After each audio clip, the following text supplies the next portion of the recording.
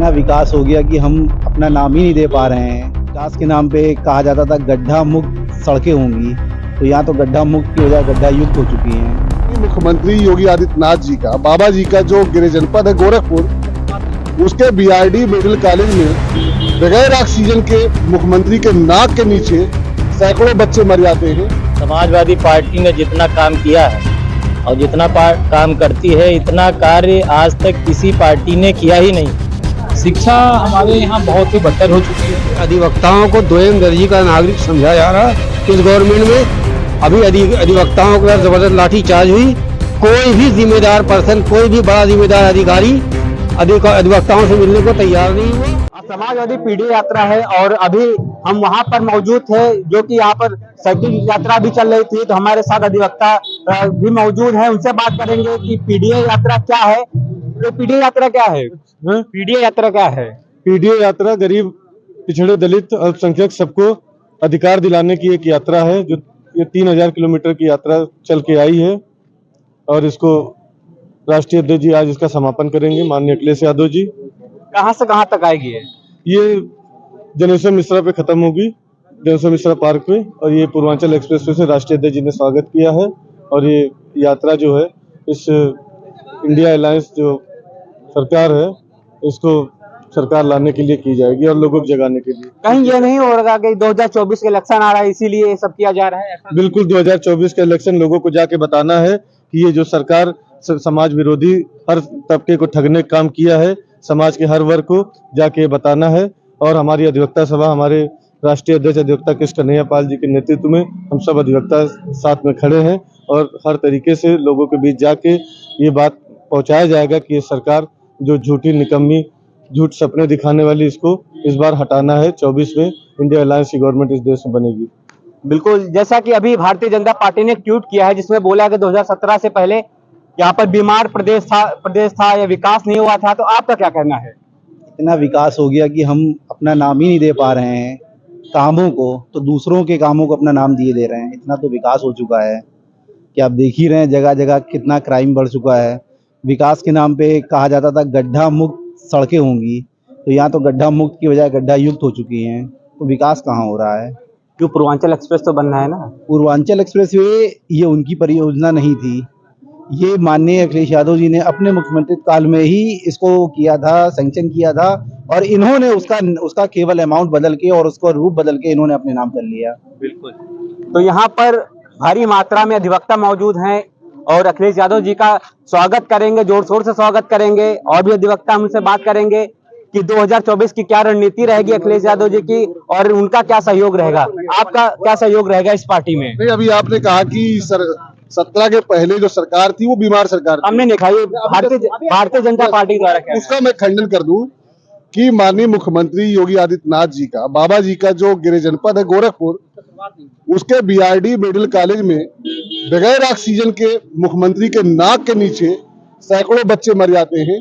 वो स्वास्थ्य व्यवस्था पे उस सरकार को सपना दिखाएंगे जिसने एमबीबीएस की हजारों सीट 5 साल बढ़ाई हो, जिसके निर्माण गुणवत्ता ये है जिस सरकार की कि वाराणसी में प्रधानमंत्री जी के क्षेत्र में ब्रिज गिर जाए और दर्जनों लोग बेगुनाह मर जाए, सैकड़ों लोग मर जाए। वो लोग ऐसी बात करते हैं, बिल्कुल अब क्या कहें, असंसदीय भाषा हो जाएगी। और आप विकास के तौर पे पूछ रहे थे गोरखपुर मेडिकल कॉलेज का, जिसका माननीय अखिलेश यादव जी ने कहा था, उसका उद्घाटन नहीं हो पाया और अपने गोमती नगर में इकाना स्टेडियम बनाया जिसमें इंग्लैंड से कल मैच हुआ है। विकास आप बता रहे हैं, कितना विकास हुआ है आप खुद ही देख सकते हैं इसमें। आपने कहा तो बिल्कुल यहाँ पर अधिवक्ता का कहना यह है कि विकास हो रहा है, यानी 2017 से पहले जो बीजेपी का जो ट्वीट था वो कहीं ना कहीं गलत होते हुए नजर आ रहा है। और भी हमारे साथ अधिवक्ता बात करने के लिए हमसे बात करेंगे कि समाजवादी पार्टी वाकई में कितना कार्य की है। देखिए, बात यदि कार्य की करते हैं तो समाजवादी पार्टी ने जितना काम किया है और जितना काम करती है, इतना कार्य आज तक किसी पार्टी ने किया ही नहीं और ना वो कर पाएगी।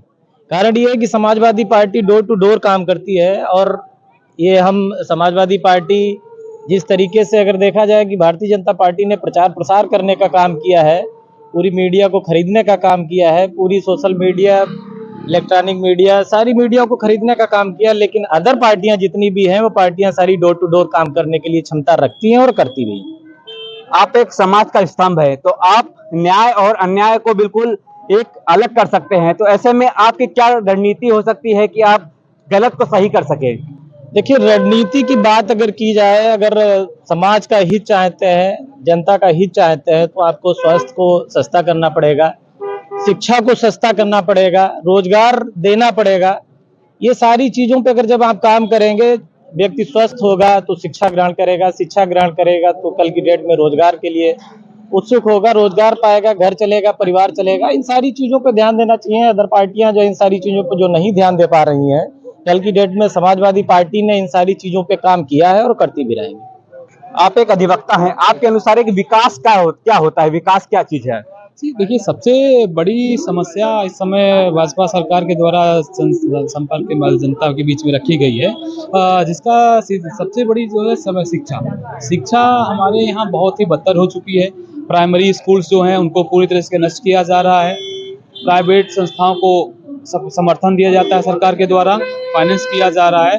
और उसके बाद दूसरा होता है हमारे की क्या नाम है, हेल्थ में भी आप देखेंगे कितना सारी दवाइयों का रेट इतना महंगा होता चला जा रहा है। गरीब अपना इलाज कराने की तो बात छोड़िए, वहां तक पहुंच ही नहीं पा रहा है। डॉक्टर मिलते ही नहीं है, स्ट्रक्चर नहीं है, कोई समस्याएं इतनी है लगातार बढ़ती जा रही हैं और उसका कोई निराकरण भाजपा सरकार के किसी भी मंत्री के पास नहीं है। आप स्वास्थ्य मंत्री से सवाल पूछेंगे तो स्पोर्ट्स मिनिस्टर उसका जवाब देगा, आप खाद्य विभाग से सवाल पूछेंगे तो हेल्थ मिनिस्टर उसका जवाब देगा। सही व्यक्ति ही नहीं है कि जो सही बातों का जवाब दे पाए, और सबसे बड़ी समस्या यही है। सबसे बड़ी बात है कि इस यहाँ पे अधिवक्ताओं को दोयम दर्जी का नागरिक समझा जा रहा। इस गवर्नमेंट में अभी अधिवक्ताओं के पास जबरदस्त लाठी चार्ज हुई। कोई भी जिम्मेदार पर्सन, कोई भी बड़ा जिम्मेदार अधिकारी अधिवक्ताओं से मिलने को तैयार नहीं हुआ।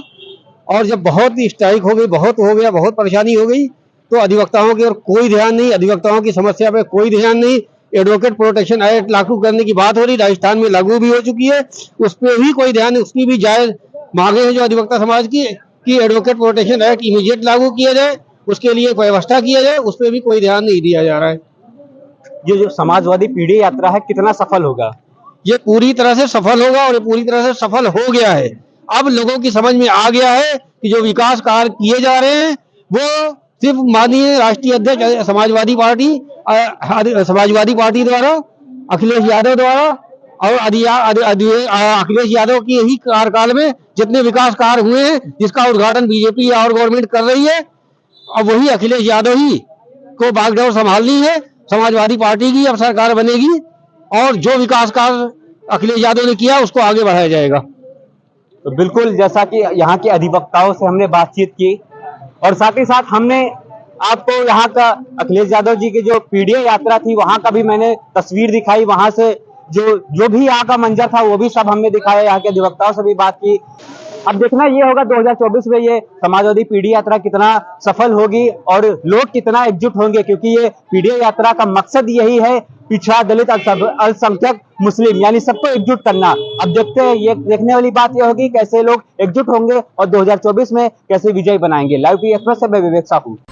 इस खबर में बस इतना ही। बने रहिए लाइव टीवी एक्सप्रेस के साथ।